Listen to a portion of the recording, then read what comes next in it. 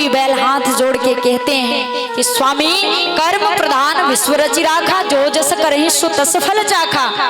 कोई न काऊ सुख दुख कर दाता, निज कृत कर्म भोग सब भ्राता। हमारे कर्म ऐसे हैं जो हमारे पैर कट रहे हैं, आप चिंता ना करें। लेकिन परीक्षित जी के राज्य में कोई प्रजा दुखी नहीं है। उन्होंने जैसे कलयुग से मुलाकात हुई, कलयुग आता है, धर्म रूपी बैल के चौथे चरण को काटने परीक्षित जी ने रोका और तलवार प्रहार करने जाते हैं। परीक्षित जी के चरणों में कलयुग गिर गया, परीक्षित जी ने क्षमा कर दिया। क्योंकि पांचों पांडव जब जा रहे थे परीक्षित जी को 3 बातें बता के गए। एक तो गौ माता की सेवा, दूसरे संत सेवा, तीसरे चरण में यदि शत्रु भी आ जाए तो क्षमा कर देना। इसलिए कलयुग को परीक्षित जी ने क्षमा कर दिया। और कलयुग सोने के मुकुट रखा हुआ है परीक्षित जी के घर में, यानी वही सोने के मुकुट पहन के जाते हैं वन में। और जब कलयुग को उन्होंने आदेश किया, कलयुग हाथ जोड़ा कि स्वामी मैं कहाँ रहूं। उन्होंने कहा द्यूतम पानम स्त्रियः शुना यत्रा धर्मश्चतुर्विधः। द्यूतम पानम स्त्रियः शुना, जहाँ दूत क्रीड़ा कर रहे हैं, क्या ताश पत्ते जुए खेल रहे हैं, दारू पी रहे हैं, पराई स्त्री के साथ घूम रहे हैं, ऐसे जगह तुम्हारा निवास है, तुम जाओ। लेकिन उन्होंने कहा स्वामी ऐसे जगह तो जाते रहते, अच्छी जगह जाना है। उन्होंने कहा जाओ, तुम्हारा स्वर्ण में भी स्थान है। और सोने के मुकुट पहने, जैसे घर आके उतारे मुकुट में प्रवेश कर गया, अब इनकी बुद्धि नष्ट है। अब कहते हैं अष्ट धातुओं में सोना धातु नारायण का स्वरूप है, लेकिन तो उसमें कलयुग प्रवेश कैसे किया? क्योंकि वो पांचों पांडव अपहरण करके उस सोने के मुकुट को लाके रखे थे। चोरी किया हुआ धन सोना चांदी उसमें कलयुग का वास होता है।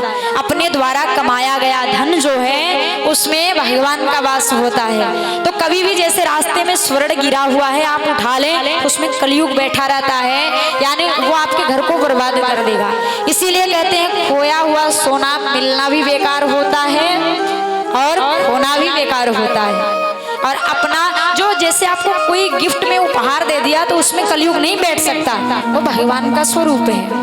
बोलिए श्री वृंदावन बिहारी लाल की, श्री राधा रानी सरकार की जय जय, श्री राधे श्याम। बड़ा ही सुंदर भाव। आज परीक्षित जी सोने के मुकुट को धारण करके गए और वन में उन्होंने एक संत का अपमान किया जिनका नाम है समीक मुनि, और उन संत के गले में मरे हुए सांप पहना दिए क्योंकि उनको प्यास लगी थी। और संत भगवान ने बोला नहीं, जल नहीं पिलाया और इनकी बुद्धि खराब हुई, संत का अपमान किए। समीक मुनि के बेटे श्रृंगी ऋषि ने श्राप दे दिया कि हमारे पिताजी के गले में जिन्होंने मरा हुआ सांप डाला, बाकी आज के 7वें दिन उसी सर्प के पूर्वज तक्षक सर्प के डसने से परीक्षित की मौत हो जाएगी। परीक्षित जी को जैसे पता चला कि हमें श्राप लग गया, परीक्षित जी सब कुछ छोड़ के एक वृक्ष के नीचे जाके बैठ गए और भगवान का ध्यान करने लगे। और ध्यान करते ही स्वयं श्री सुखदेव स्वामी वन से चल दिए। कहते हैं कि प्यासा पोखरा के पास जाता है तो पोखरा ही प्यासा के पास जा रहा है।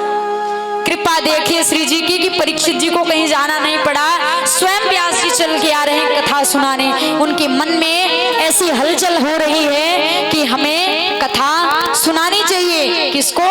परीक्षित जी को।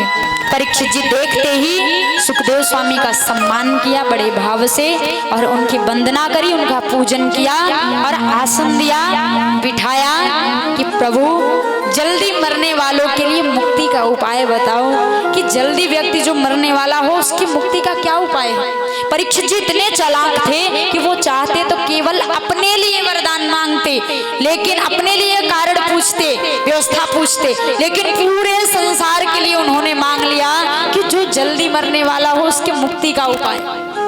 सुखदेव स्वामी इतना प्रश्न सुनते ही इतने गदगद हो गए, इतने प्रसन्नचित हो गए कि बारे परीक्षित तुम्हें तो कथा सुनाने में बड़ा आनंद आवेगा, क्योंकि भागवत कथा तो ऐसे लोगों को ही सुनानी चाहिए।